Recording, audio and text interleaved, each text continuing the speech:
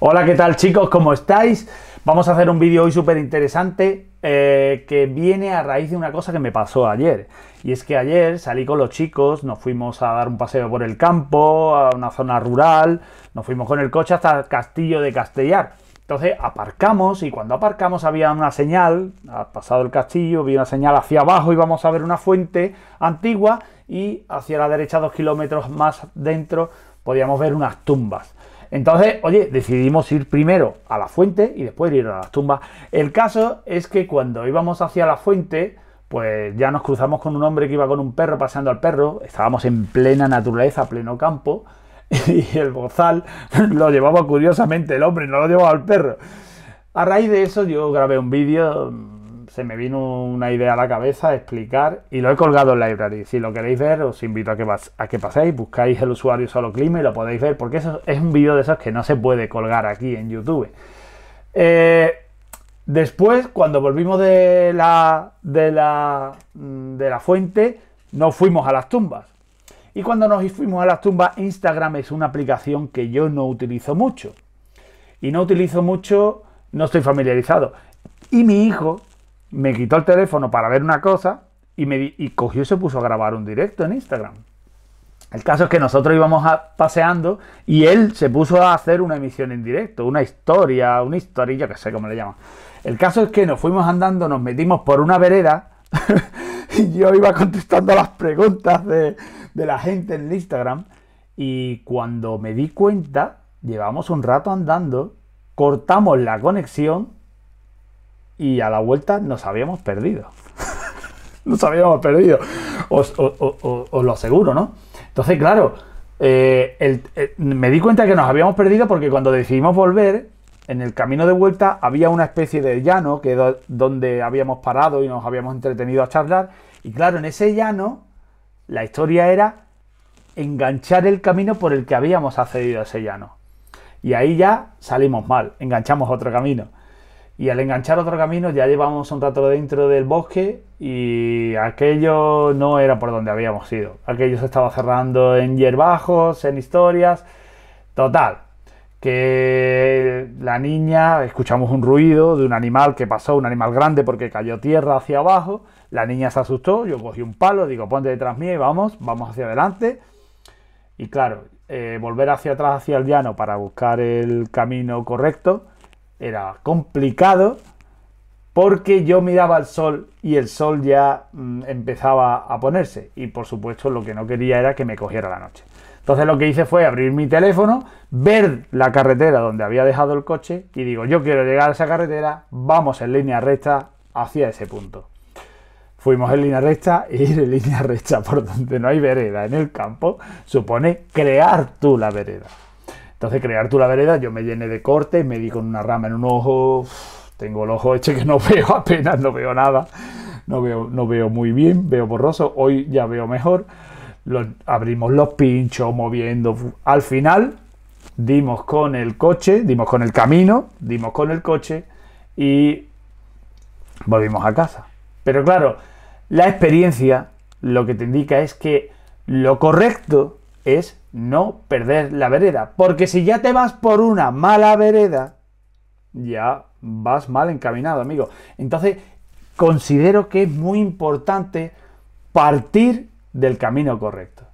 Y para partir del camino correcto, lo más interesante será explicarte el inicio de los motores de combustión. Tienes que tener el concepto muy claro de lo que es un motor de combustión para después llegar a entender lo que se explica en todos los canales, incluido el mío, cuando yo te explico que si el pistón sube, que si el pistón baja, que si la temperatura, que si no sé qué, que no sé cuánto, ya estamos entrando en profundidades y no hemos visto el inicio del camino.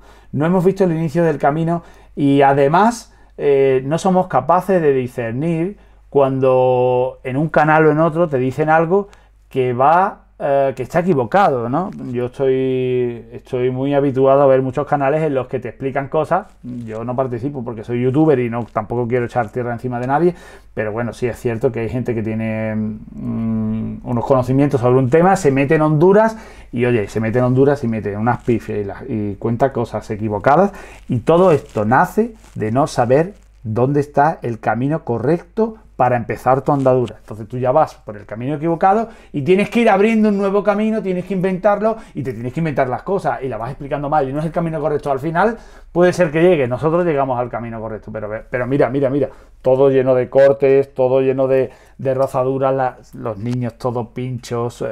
La verdad que, mira, es que me llené todo de... y una rama me llené los ojos. Vamos, yo llegué un poco, estuve preocupado porque yo digo, bueno, vamos a ver, si nos ponemos a dar vuelta en círculo nos vamos a perder, va a ser peor. Pero si no nos perdemos, vamos en línea recta, tenemos que dar tarde o temprano con el camino. Al final dimos con el camino, llegamos al coche y sin problema. Pero claro, todo depende del origen. Así que bueno, voy a empezar a explicaros el origen, no la historia, sino lo que tenemos que saber para entender el motor, cómo funciona un motor de combustión interna y entender lo básico. Pero antes de empezar, me gustaría recomendarte que te pasaras por la página soloclimastore.com, donde tengo un surtido de aditivos fantásticos y maravillosos para que pases la ITV sin problemas de opacidad, sin problemas de hidrocarburos, sin quemar en tu escape y sin problemas de partículas y sin problemas de ningún tipo. He tenido coches con opacidad 8, por encima de 8 y la hemos pasado con opacidad por debajo de 0. Por debajo de 0 no, perdón, por debajo de 1, 0, algo, ¿no? Entonces, oye, yo te invito a que pases por allí, que hay aditivos para todos los tipos de problemas y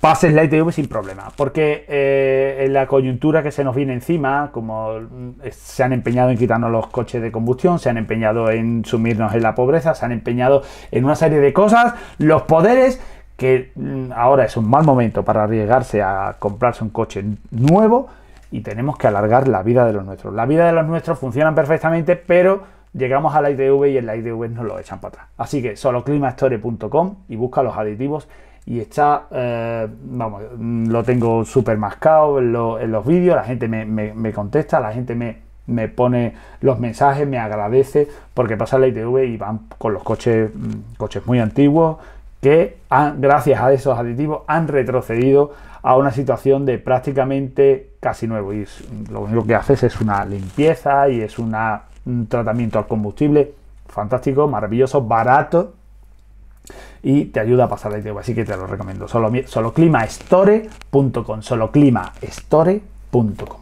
Y ahora, sin más dilación, vamos a pasar a hacer el vídeo de la pizarra, porque este vídeo voy a intentar colgarlo tal y como se grabe, porque estoy teniendo problemas con Final Cut, no sé qué le pasa, lo tendré que desinstalar e instalarlo de nuevo, porque no me comparten los vídeos MOV ni los vídeos MP4, no sé qué le pasa, que no me los comparten, me deja editarlo y tal, pero después no me lo comparte, así que voy a tener que desinstalar la aplicación y volverla a instalar. Así que sin más dilación, vamos a explicar lo que es un motor de combustión interna. Muy bien, chicos, estamos aquí en la pizarra blanca, fundamental para entender lo que es un motor de combustión interna. Principalmente lo que vamos a entender es que nuestro motor de combustión interna es vamos a hacerlo en azul porque el azul se ve mejor. Nuestro motor de combustión interna es un reactor, ¿vale? Es un reactor. Dentro de este reactor se van a producir reacciones químicas. Nuestro reactor es un reactor químico, por lo tanto nosotros necesitamos meter una energía química en nuestro reactor. Necesitamos introducir energía química en nuestro reactor. Entonces esa energía química la vamos a meter por aquí, de un bidón. Y en este bidón, ¿qué es lo que tenemos? En este bidón lo que tenemos es petróleo. Vamos a poner petróleo, cualquier tipo de petróleo. Queroseno, gasolina, gas, LPG, diésel, lo que sea. Vamos a decir, aquí tenemos nuestro petróleo. Y nuestro petróleo, sabemos que en 1 litro de petróleo tenemos 10 kilovatios hora de energía. En 1 litro de petróleo tenemos 10 kilovatios hora de energía. Este petróleo va a entrar a nuestro reactor, donde va a darse una reacción. Pero esa reacción esa reacción va a ocurrir con lo que hay aquí, que es el petróleo. Pero ¿qué hay en el petróleo exactamente? ¿Qué hay? Piénsalo por un momento, piénsalo antes de que yo te lo diga. ¿Qué hay en el petróleo? ¿Qué es el petróleo? El petróleo es un hidrocarburo. Hidrocarburo. Hidrocarburo. Hidrocarburo. Hidrógeno y carbono. Hidrocarburo. Hidrógeno y carbono. Hidrocarburo. Vamos a quitar esto porque está metiendo reflejo. Es un hidrocarburo. Hidrógeno y carbono. Hidrógeno y carbono, que lo voy a meter aquí. Bien, en este punto yo me quiero retomar a las explicaciones que se dan en los cursillos contra incendios. A los marinos se les dan muchos cursillos contra incendios y el instructor, yo he sido instructor de cursillos contra incendios, lo primero que se explica es el triángulo de fuego. El triángulo de fuego.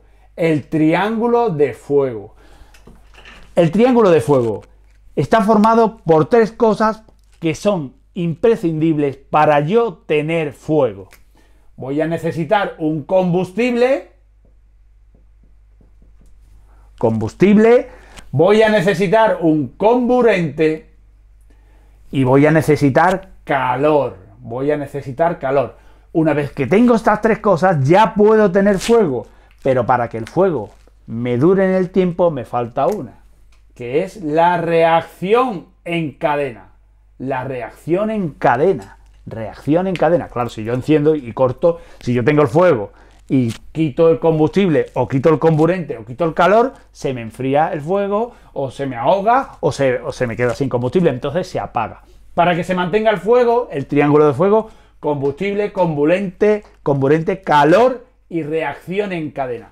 Entonces, ya te estoy diciendo que aquí, en mi reactor, que es mi motor, mi reactor, estoy metiendo, por lo pronto, hidrógeno y carbono, que es el hidrocarburo. Sí, ya sé que me vas a decir que también estoy metiendo azufre, estoy metiendo...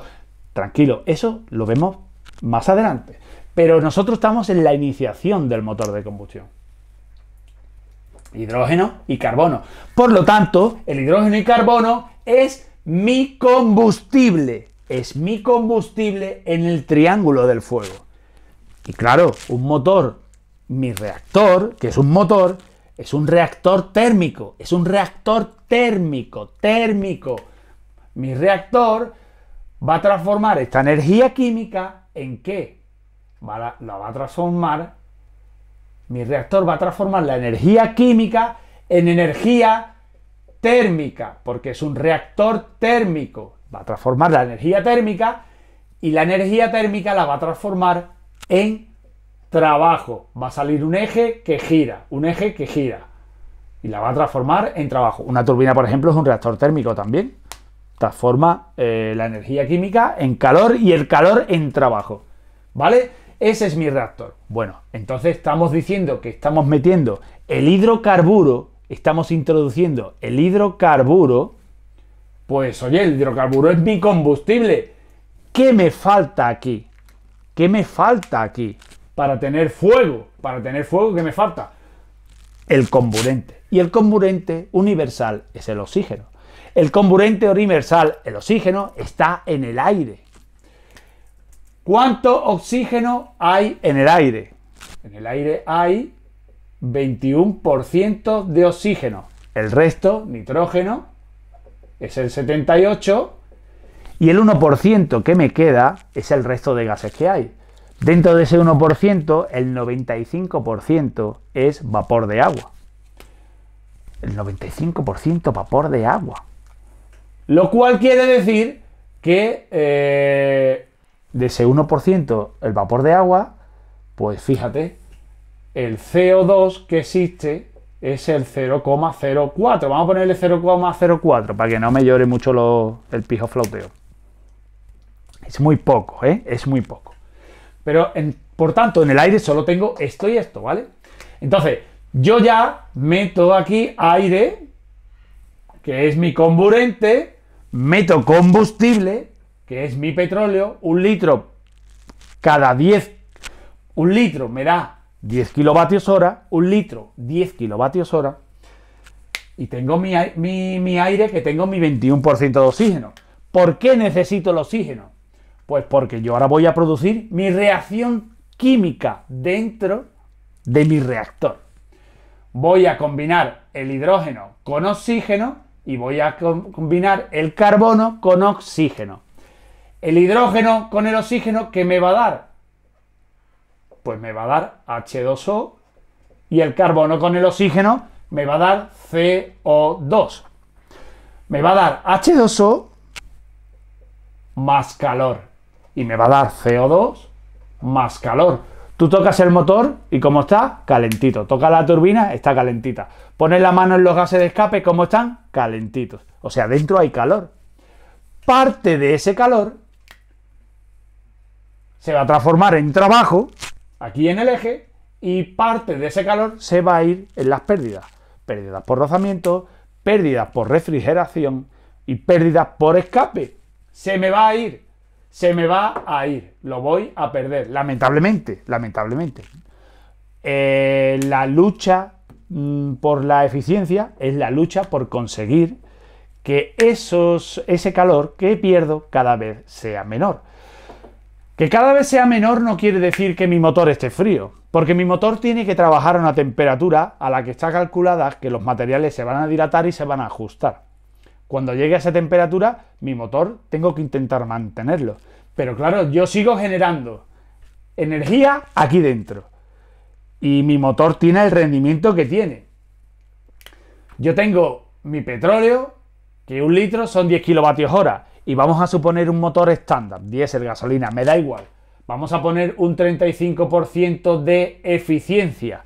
¿Qué quiere decir? Que voy a transformar estos 10 kilovatios hora, los voy a transformar en movimiento, en trabajo, pero yo no voy a pasar de 35%.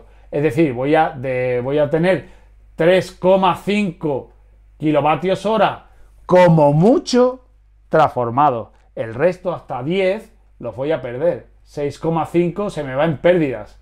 6,5 se me va en pérdidas. ¿Pérdidas por dónde? Ya os lo he dicho. Por el escape, la radiación, el agua de refrigeración, pérdidas térmicas, rozamientos, se me va. Claro, si tú dices, no, es que yo mantengo el motor frío para que no se me caliente y así reduzco las pérdidas. Bueno, estás reduciendo las pérdidas que se te van por la transmisión del motor. El motor lo tienes muy frío. Esas pérdidas las estás transmitiendo al agua de refrigeración, pero las estás teniendo porque tu motor no puede pasar de aquí. Porque no puede pasar de aquí. Claro, tú me dices, no, es que yo tengo un Toyota y el Toyota ya está en el 40%. Pues fantástico, fantástico, está en el 40% porque después aprovecha más calor. O está en el 42%. Como los últimos Toyota que están saliendo. O por ejemplo en un barco. Imagínate en un barco. Dices, fíjate en lo que te estoy diciendo. Dices, yo tengo, entra los 10 kilovatios, entra el oxígeno. Por aquí me salen 3,5 y de pérdida tengo 6,5. Pero es que en un barco, por ejemplo, este agua que la tiro caliente, la hago pasar por un intercambiador de calor y ya tengo calefacción gratis. Oye, pues estoy aprovechando un tanto por ciento de esa que yo tiro.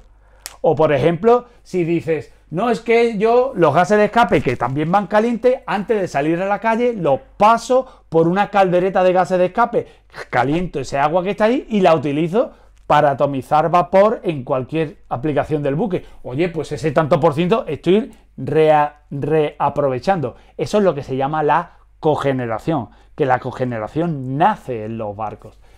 Entonces, lo que tenemos que tener claro es que mi motor es un reactor térmico, es un reactor térmico que convierte la energía química que tiene el petróleo en forma de hidrógeno y carbono, lo quema con el comburente universal, con el oxígeno, lo convierte en calor, el calor mi reactor lo convierte en trabajo. Claro, en cada reacción, en cada intercambio hay entropía, pierdo energía. Además, aparte de las pérdidas térmicas, oye, pues Eso es lo que hay. Hasta ahí estamos ahora. No somos tan desarrollados como nos pensamos. Pensamos, si es que el motor eléctrico tiene una pérdida del 10%. Vale, pero tú la energía eléctrica, la electricidad, tú la electricidad no vas a una mina y la encuentras allí escarbando. Tú la tienes que transformar.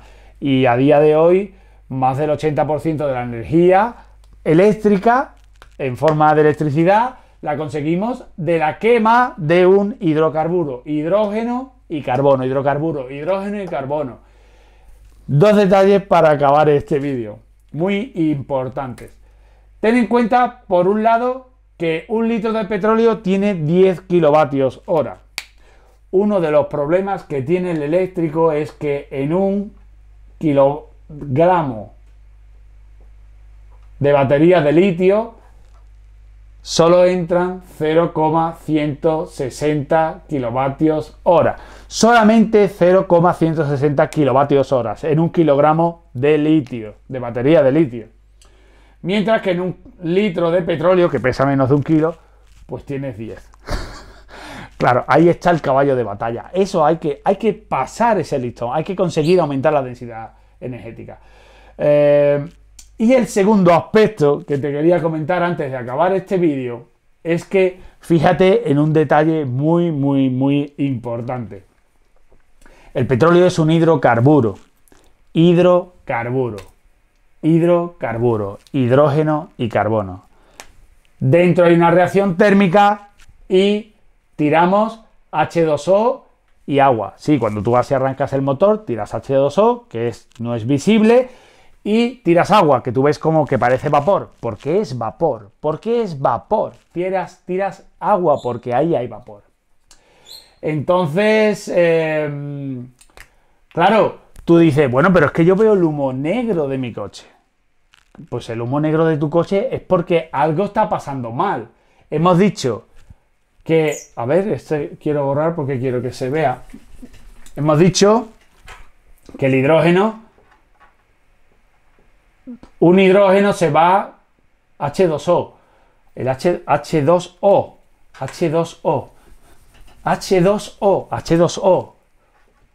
Dos hidrógenos se van con una oxígena. Dos hidrógenos se van con una oxígena. Dos hidrógenos con una oxígena. CO2, un carbono, se va con dos oxígenas.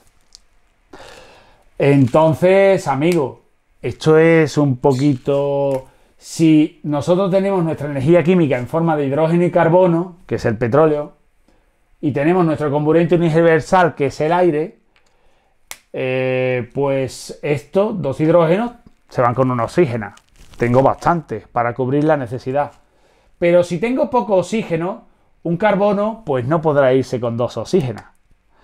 Porque si este carbono se va con dos oxígenos y yo tengo aquí más carbono, pues estos carbonos van a decir, oye, tú con dos y nosotros con ninguna, comparte. Entonces este carbono se podrá ir con una oxígena y este carbono se irá con otra oxígena y así repartiremos para que intentar quemar los máximos posibles carbonos. Claro, cuando el carbono se quema como CO en lugar de como CO2, te entrega un tercio menos de energía y te entrega menos calor. Aparte, por el tubo de escape empieza a salir el humo. Empieza a salir el humo porque ya son partículas inquemadas, porque el carbono no se está terminando de quemar completamente. Ese es el humo negro que tú estás viendo. O tienes mucha gasolina, o tienes mucho combustible, o tienes mucho oxígeno. Perdón, o tienes mucho combustible o tienes poco oxígeno. Claro, tienes poco aire, entonces la mezcla no se produce bien y el carbono tiene que compartir los oxígenos.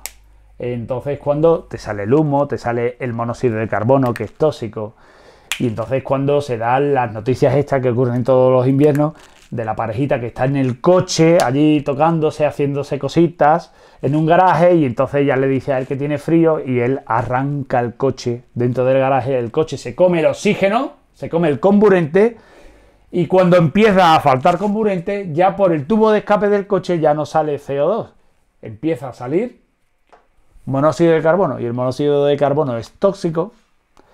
Y el monóxido de carbono acaba con tu vida. Esto sí es venenoso. El CO2 no.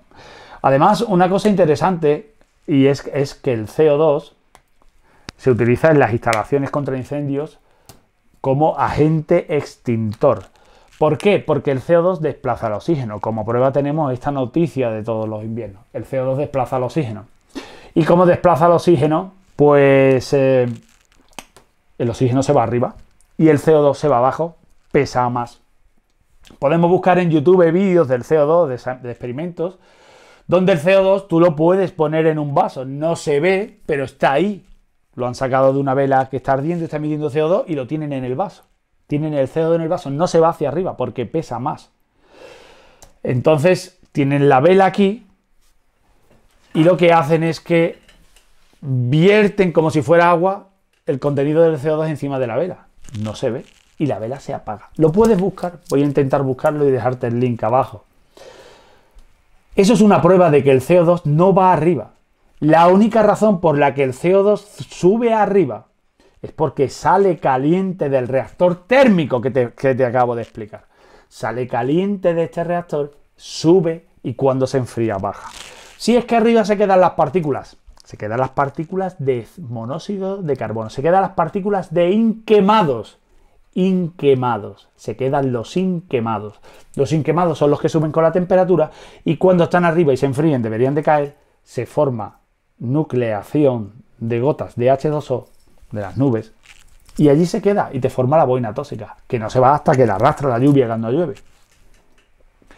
Entonces, claro, de aquí surge la pregunta, bueno, ¿y si el CO2 cuando se va arriba y se enfría cae abajo? Porque claro, tiene que caer abajo para que las plantas coman. Las plantas tienen que comer. Las plantas necesitan su sustento, que es el CO2. Si el CO2 está arriba, la planta no se lo come. El CO2 cae, se lo come la planta y la planta crece. Por eso vemos las fotos de China e India verdes, que te dicen en el New World Order que es que los chinos y los indios están plantando árboles. En fin. El CO2 cae, cuando se enfría se lo come la planta y lo que se queda arriba son las partículas de inquemados. Nosotros vamos a intentar conseguir una buena combustión para que no haya inquemados y para no contaminar. En fin, chicos, espero que hayas entendido que nuestro motor es un reactor térmico y que en este reactor se produce una transformación de energía química a energía térmica y de energía térmica a energía mecánica. Esas tres transformaciones, serían dos saltos, 1, 2, energía química térmica, térmica mecánica, energía química térmica, térmica a mecánica, serían dos saltos. Tienen entropía, hay pérdida de energía siempre en todas las transformaciones, aparte de las radiaciones y las transmisiones de energía que se producen dentro de tu reactor y tu reactor tira energía lamentablemente que no la puede convertir en trabajo. Bueno, pues ya aquí podríamos enganchar y empezar a explicar los diferentes tipos de reactores térmicos que existen, porque claro, existe el reactor Otto, existe el reactor Diesel, existe el reactor Brayton, el Atkinson y todo ese tipo de reactores que funcionan en función de un ciclo termodinámico. Si entiendes esto y aceptas esto, ya de entrada va a haber muchas cosas que te va a contar mucha gente y las vas a rechazar de plano porque van manifiestamente en contra de la base fundamental del inicio o del internamiento de los motores de combustión interna. En fin, chicos, nada más. Esta es lo que yo quería contarte hoy. Partiendo de aquí, podrás entender mejor muchísimas más cosas. En fin, nada más, chicos. Ya sabes lo que te digo siempre. Si ves que hay algo que te he dicho en este vídeo que crees que no estoy en lo cierto o crees que estoy equivocado, me los puedes dejar, como siempre, en los comentarios y lo comentamos amigablemente. Así que sin más dilación, vamos a cerrar nuestro vídeo aquí. Espero arreglar pronto Final Cut y que bienvenida sea la discrepancia. Hasta el próximo vídeo, chicos. Nos vemos.